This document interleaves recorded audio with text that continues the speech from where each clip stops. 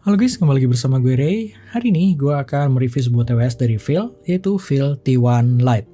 Dari kemarin tuh cukup banyak yang minta buat gue membahas Phil T1 Lite ini, karena sebenarnya ini TWS sudah cukup lama ya, keluar sekitar mungkin 6 bulan belakangan ini.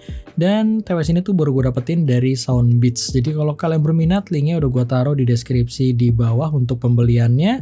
Dan yang gue punya ini udah global version. Jadi yang membedakan global version dengan yang bukan adalah kalau versi sebelumnya tuh masih menggunakan bahasa Mandarin dari voice prompt dan lain sebagainya. Sedangkan untuk global version ini udah full bahasa Inggris. Jadi dari apps-nya, dari voice prompt-nya dan lain sebagainya, dia tuh udah support full bahasa Inggris. Dan untuk harganya dia dijual seharga 489.000 ketika review ini dibuat. Jadi langsung aja awal-awal gue akan bahas dari build quality dan desainnya. Kalau dari sisi desain seperti biasa selera, dan kalau buat gue suka dengan desain dari Phil T1 Lite ini.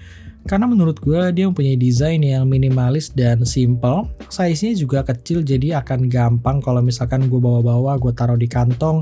Dia mempunyai size lebih compact dibandingkan True Engine 3 SE. Terus untuk build quality-nya kalau menurut gue ini masih standar ya. Standar dalam artian tuh udah cukup baik. Karena buat TWS di bawah 500.000 pastinya dia masih menggunakan kayak bahannya masih plastik. Tapi plastik di sini tuh ya udah cukup baik, meskipun kalau kalian pegang secara langsung memang belum berasa feel-nya itu premium, jadi masih biasa aja. Terus untuk layout-nya sendiri, di atasnya ada tulisan Phil yang punya font minimalis. Terus untuk sisi belakangnya ada charging portnya yang udah pastinya menggunakan USB Type-C. Untuk sisi depannya ada LED notification, dan ketika kita buka, kita akan melihat dia mempunyai earbud yang warnanya tuh berbeda dengan casingnya. By the way, casing yang gue punya ini warnanya kayak black dove gitu, dan yang gue rasakan adalah casingnya ini cepat kotor atau kayak gampang buat meninggalkan sidik jari. Jadi bagi kalian yang OCD kayaknya agak risih aja kalau setiap megang ini, karena memang bener-bener kayak berasa kotor terus aja. Dan kita lanjut lagi ke earphone-nya. Dia mempunyai warna silver, dan seperti biasa desainnya tuh kecil, dan desain-desain seperti ini tuh gue suka karena memang desain seperti ini biasanya tuh akan lebih nyaman dibandingkan yang ada tangkainya, atau misalkan seperti yang kayak True Engine 3 SE. Kalau True Engine 3 SE tuh biasanya cocok-cocokan, ketika kalian fit dengan kuping kalian dia akan merasa nyaman banget, tapi ketika kalian nggak terlalu fit dia akan lebih berasa pegel gitu. Sedangkan kalau yang desain universal seperti ini tuh akan lebih nyaman aja biasanya buat penggunaan gua sendiri. Jadi kalau kalian ngomongin fitting, Phil T1 Lite ini nyaman, dan buat gue pribadi gue lebih suka fitting di Phil T1 Lite ini kalau dibandingkan dengan True Engine 3 SE. Dan untuk sensornya sendiri pastinya dia udah menggunakan touch sensor. Dan ngomong-ngomong touch sensor, dia juga udah bisa kalian pilih seperti Phil yang lain ya. Jadi kalian bisa mengaktifkan kayak simple command atau enggak yang full command gitu. Cara mengaktifkannya cukup kalian login aja ke apps yang disediakan oleh Phil. Dan di apps tersebut tuh kalian bisa mengaktifkan full command. Ketika touch controlnya itu kalian aktifkan untuk full command, kalian bisa mengatur buat volume, next or previous lagu, play pause, dan lain sebagainya. Terus di apps-nya tersebut juga kalian bisa memilih preset. Jadi ada 3 preset equalizer yang disediakan sama Phil. Sayangnya dia belum bisa custom equalizer sesuai dengan apa yang kita mau. Jadi hanya ada 3, dan ketiga equalizer itu kayak bass, normal, atau treble seperti itulah. Jadi sebenarnya simple banget, yang akan gue bahas lebih detail nanti di bagian sound quality. Dan selebihnya di apps tersebut juga kalian bisa melihat status baterai, dan status baterainya ini cukup detail karena kalian bisa melihat per masing-masing baterai. Jadi mulai dari earbud yang sebelah kiri berapa persen, yang sebelah kanan berapa persen, bahkan sampai case-nya pun semuanya lengkap ada di apps-nya. Jadi kita lanjut aja ke spesifikasinya, yang dimana Phil T1 Lite ini sebenarnya nggak terlalu spesial kalau dari sisi spesifikasinya, karena secara driver dia menggunakan dynamic driver berukuran 6,1 mm, yang kalau kalian bandingkan dengan sound pitch pastinya 3SE tuh mempunyai konfigurasi balance armatur.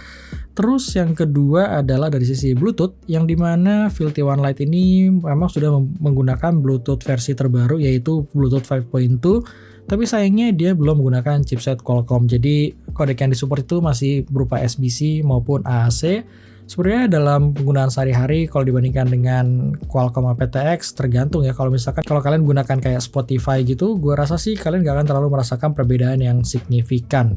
Karena kalau kalian ngomongin latency di sini pun udah cukup baik karena di Field T1 Lite ini juga kalian bisa menggunakan berbagai mode latency yang bisa kalian atur-atur juga dari apps-nya. Jadi kayak ada low latency mode yang bisa available kayak buat gaming atau buat musik atau movie, yang kalau buat gue pribadi biasanya mengaktifkan low latency modenya itu hanya untuk gaming. Jadi untuk keseharian gue misalkan nonton YouTube atau Netflix, gue nggak merasakan ada masalah dari sisi latensinya, semuanya udah berjalan cukup baik. Dan ketika kalian pakai buat main game, gue sendiri masih fun kok menggunakan Field T1 Lite ini.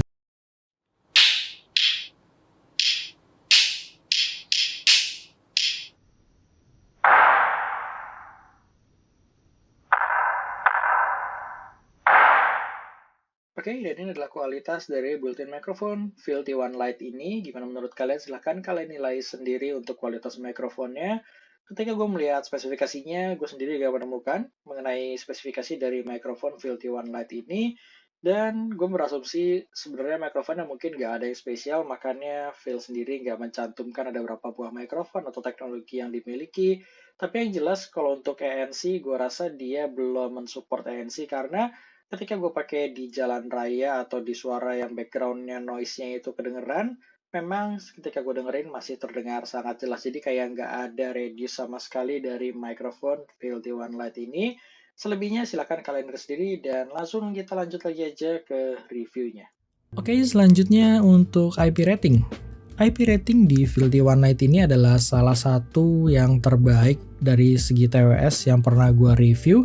Karena di atas kertas dia udah mensupport IPX7, yang berarti sebenarnya tuh kalian udah bisa memakai TWS ini sambil berenang. Karena dengan IPX7 sebenarnya dia tuh bisa tahan air fully waterproof sampai 1 meter dalam waktu kurang lebih 30 menit. Meskipun kalau buat gue pribadi, gue belum pernah ngetes, tapi at least kalau di atas kertas, seharusnya ini adalah salah satu IP rating terbaik untuk sebuah TWS. Dan ya gue sih cukup salut ya. Dengan TWS harga 500.000, dia udah bisa fully waterproof seperti Field T1 Lite ini. Dan kalau kalian ngomongin baterai life di Field T1 Lite ini dalam penggunaan gue sekitar 3 jam. Sekitar 2 jam tuh gue menggunakan buat main game dan mikrofonnya on. Dan 1 jamnya gue pakai kayak buat streaming YouTube dan lain sebagainya. Dia masih menyisakan baterai sekitar 49%, jadi dia berkurang sekitar 51%, yang dalam asumsi gue mungkin dia bisa bertahan sekitar 6-7 jam dengan usage-nya itu mix, jadi kayak mikrofonnya on dan mikrofonnya off. Jadi kalau dari sisi baterai intinya gue nggak terlalu merasakan ada masalah dan gue ngerasa Field T1 Lite ini udah cukup baik. Terus kalau dari sisi case-nya sendiri, dia mempunyai kapasitas 400 mAh, yang Field T1 Lite sendiri ngeklaim total playtime di sini tuh bisa mencapai 32 jam. Jadi langsung aja kita masuk ke bagian yang paling penting, yaitu sound quality. Seperti biasa kalau mengenai sound quality itu sifatnya subjektif. Jadi apa yang gue sharing di sini adalah murni pendapat dari gue pribadi. Dan pertama kali gue mendengarkan Field T1 Lite ini, gue cukup surprise karena dia mempunyai karakter yang enak menurut gue. Basicnya tuh dia mempunyai karakter yang cukup balance dengan sedikit ngasih, bisa gue bilang mungkin ngasih sparkling di bagian high frekuensinya. Terutama kalau kalian bandingkan dengan True Engine 3SE. Jadi kalau kalian suka misalkan musik-musik akustik atau suka detail, gue rasa Field T1 Lite ini mempunyai teknik yang jauh lebih baik kalau kalian bandingkan dengan True Engine 3SE. Misalkan untuk treble-nya atau high frekuensinya, yang gue ngerasa di Field T1 Lite ini dia lebih berasa separasinya, detailnya lebih baik, dan juga secara extend dia tuh lebih bisa ngasih suara atau petikan gitar yang berasa lebih real kalau kalian bandingkan dengan True Engine 3SE. Meskipun kalau buat gue pribadi, gue tuh cukup sensitif dengan treble yang biasanya tuh terlalu bright atau terlalu nusuk. Tapi gue ngerasa di Field T1 Lite ini tuh ada di ambang batas di mana rasa nyaman dan gak nyaman itu ada di Field T1 Lite ini, yang ngebuat sebenarnya kalau buat gue pribadi Field T1 Lite ini tuh tuningannya pas banget kalau kalian ngomongin high frequency. Jadi ketika pertama kali gue denger, gue ngerasa kayak wah ini suaranya agak sedikit mengarah ke arah yang cukup bright untuk high frekuensinya. Tapi ternyata ketika gue dengerin sekitar 1 jam 2 jam, anehnya kuping gue tuh nggak merasa capek dan si balance-nya tuh masih terkontrol. Jadi ketika kuping gue udah merasa mulai gak nyaman, dia akan nge-roll off treble-nya, dan menurut gue itu salah satu tuningan yang pas menurut selera gue pribadi, dan gue suka banget dari treble di Feel T1 Lite ini. Kalau kita masuk ke area vokal, Feel T1 Lite ini mempunyai karakter vokal yang memang berasa kayak agak lebih tipis kalau kalian bandingkan dengan 3SE, tapi dia berasa lebih maju untuk vokalnya, dan yang gue rasakan adalah clarity-nya yang lebih baik kalau kalian bandingkan dengan True Engine 3SE.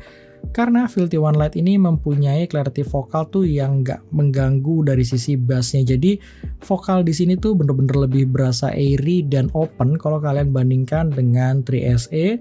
Meskipun di beberapa lagu 3SE lebih bisa ngasih kesannya tuh relax dan nyaman, sedangkan Feel T1 Lite ini kayak lebih ngasih perasaan kayak wah gitu loh ketika pertama kali kalian dengar untuk sisi vokalnya. Ya meskipun kalau buat gue pribadi, gue berharap agak sedikit lebih tebal aja sih dari Feel T1 Lite ini, tapi overall gue nggak ada masalah, dan gue ngerasa udah cukup puas sih kalau vokal yang dihasilkan dari sebuah TWS di harga 500.000 ke bawah ini. Dan kalau kalian ngomongin sisi bassnya, bass di sini tuh sebenarnya secara kuantitas tuh gue ngerasa pas, dia tuh nggak berlebih, tapi yang gue cukup salut dia masih menghasilkan sub bass yang berasa. Jadi ketika lagu-lagu rock dia ngasih punch bass drumnya itu tuh nggak berlebih, tapi ketika kalian style R&B dia bisa merasakan kayak sub bass atau deepnya itu berasa, low-nya itu berasa sih menurut gue. Jadi secara teknis bassnya tuh rapih banget di Feel T1 Lite ini, apalagi buat harga yang ditawarkan.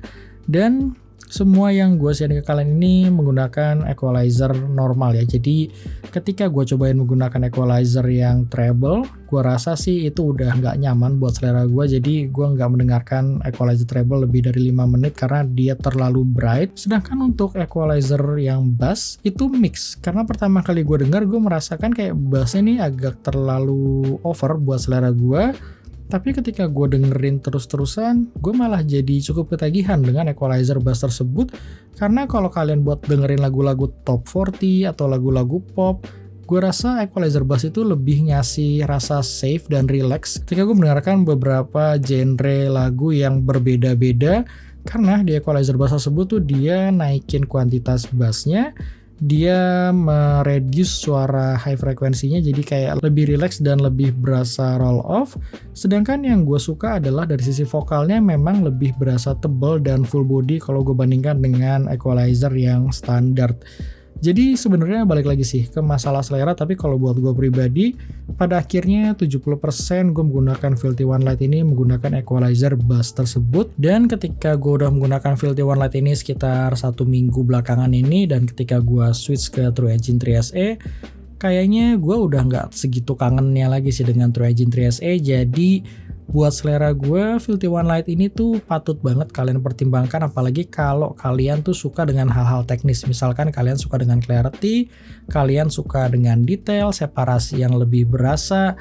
Gue rasa secara teknis Feel T1 Lite ini di atas True Engine 3SE. Tapi kalau kalian pengen punya TWS tuh yang lebih safe, bisa memainkan berbagai macam genre, dan kalian juga suka dengan bass, gue rasa True Engine 3SE itu masih pilihan yang aman. Karena mungkin bagi beberapa orang Feel T1 Lite ini tuh agak sedikit bright untuk high frekuensinya. Meskipun kalau buat gue pribadi, gue masih nyaman gunakan Feel T1 Lite ini. Paling itu aja sih yang bisa gue share mengenai Feel T1 Lite ini. Jadi overall gue sangat rekomen kalau kalian punya budget di bawah 500.000. Ini adalah salah satu TWS dengan teknis terbaik yang bisa gue sharing ke kalian. Sekali lagi kalau kalian berminat, linknya udah gue taruh di deskripsi di bawah. Paling itu aja yang bisa gue sharing ke kalian. Thank you bagi kalian yang udah nonton, dan sampai ketemu di review gue selanjutnya.